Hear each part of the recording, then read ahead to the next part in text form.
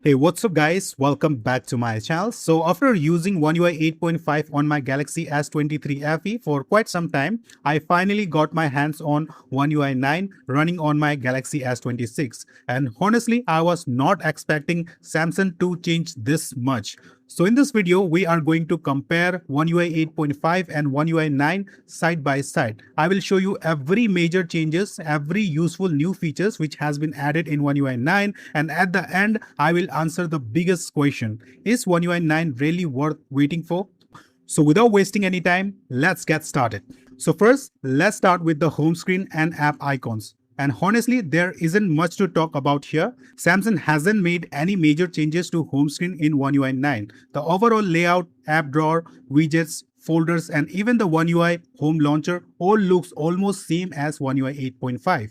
Even the stock app icon haven't changed. So if you were expecting a brand new icon pack or a huge change in home screen, that's not the case here. In fact, if I put both the phones side by side, S23 FE running Oneui 8.5 and Galaxy S26 running Oneui 9, it's actually difficult to tell which one is running Oneui 8.5 and which one is running on Oneui 9. So overall, the home screen experience remains almost unchanged, and honestly, that's not a bad thing because Oneui 8.5 already look clean and polished.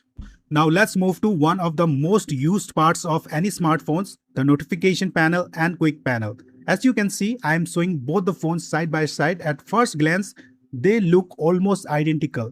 Samsung hasn't completely redesigned the notification panel in Oneui 9. The overall layout, notification cards, blur effects, and even the separate notification and quick panel design all remain the same.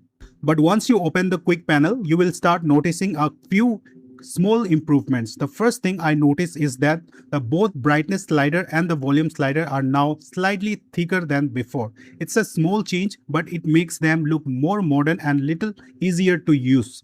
Samsung has also separated the brightness and volume icon from the slider. Oneui 8.5, those icons were built into the slider. Now they are placed separately below them, which gives the whole quick panel a much cleaner look. Another thing I notice is the media output section. Samsung has slightly refreshed its design and now it blends much better with the rest of the quick panel. You will also notice that the edit, power and the settings buttons at the top have slightly better spacing now. And again, these are not huge changes, but together they make the quick panel look cleaner and more premium. So if you are coming from Oneui 8.5, everything will still look familiar. And while you are still here, there is one more small change worth talking about, the media player. Again, Samsung hasn't completely redesigned it, but it does look a little different. The previous pause and next button have been refreshed and now look cleaner and more modern. The heart icon has also been redesigned and overall media player feels a bit more polished than before.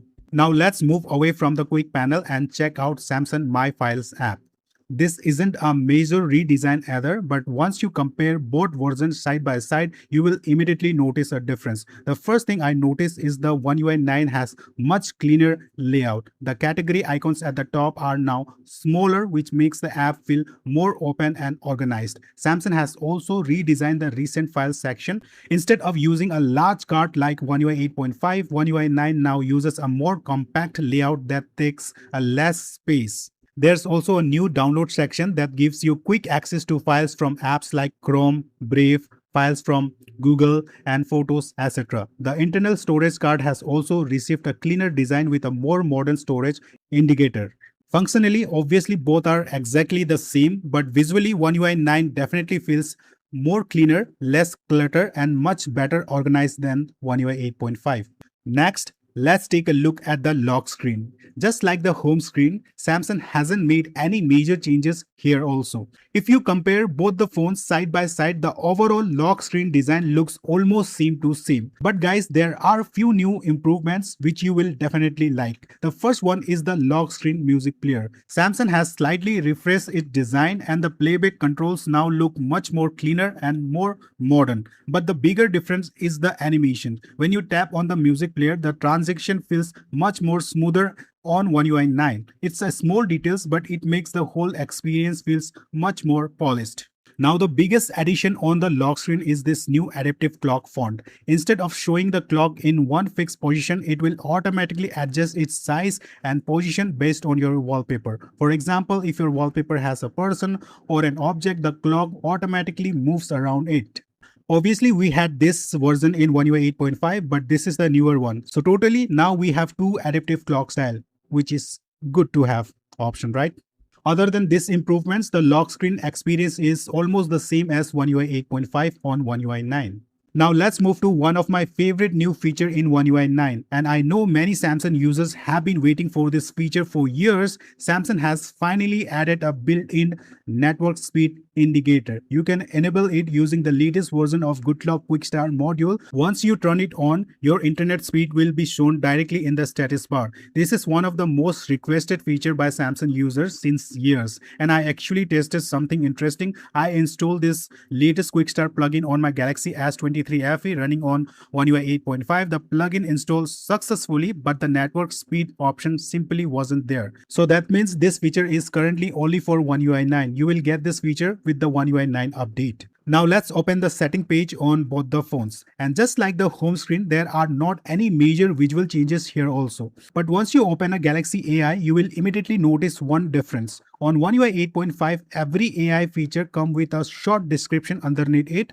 In One UI 9, Samsung has removed those extra description and only show the feature names with their icons. Because of that, the entire page looks much cleaner and you can also see more options on the screen without scrolling. Personally, I prefer this new layout. And I also noticed Samsung has also done the same thing in a few other settings page as well. They have removed those extra description, making the settings app look much more cleaner overall. Now let's move to the camera, because Samsung has added another really useful feature. One UI 9 finally brings dual camera video recording feature. Now you can record using both the front and the back camera at the same time. Samsung also gives you multiple layout options. You can choose split view where both the camera appears side by side, or you can switch to picture-in-picture mode where your selfie camera appears in small floating window while the rear camera records everything else. This is really useful feature if you create YouTube videos, vlogs, tutorials or reaction videos. So I think content creator will definitely love this feature. There is one more area which Samsung has improved a lot with this One UI 9, which is accessibility. One UI 9 adds a few new accessibility features. One of them is text spotlights, which lets you highlight text on the screen to make it easier to read. You can even change the size and colors of the text. There are a few more new accessibility features. So if you use these features, One UI 9 definitely brings some useful improvements.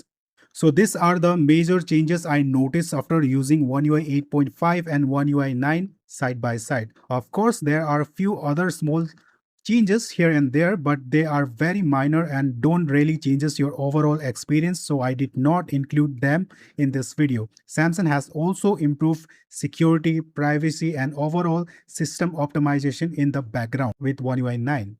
So other than this, almost everything else feels very similar to One UI 8.5. Apps like phone, gallery, calculator, calendar, clock, contact, message, and most of the Samsung stock apps still use that same design language introduced with One UI 8.5. Most of the changes in One UI 9 are focused on refining the experience instead of completely redesigning it. So if you are already using One UI 8.5, don't expect a completely new interface. But if you like smoother animations, cleaner design, better security, and a few new genuinely useful new features, then One UI 9 is definitely a nice upgrade. Now let me know in the comments which One UI version do you prefer, One UI 8.5 or the new One UI 9. If you like this comparison video between One UI 8.5 and One UI 9, please give this video a like. Like is completely free. And if you have a Samsung phone, do subscribe to this channel. You will not be disappointed in future because I always upload a genuine Samsung tips and tricks videos and latest news videos. Have a great day. Bye.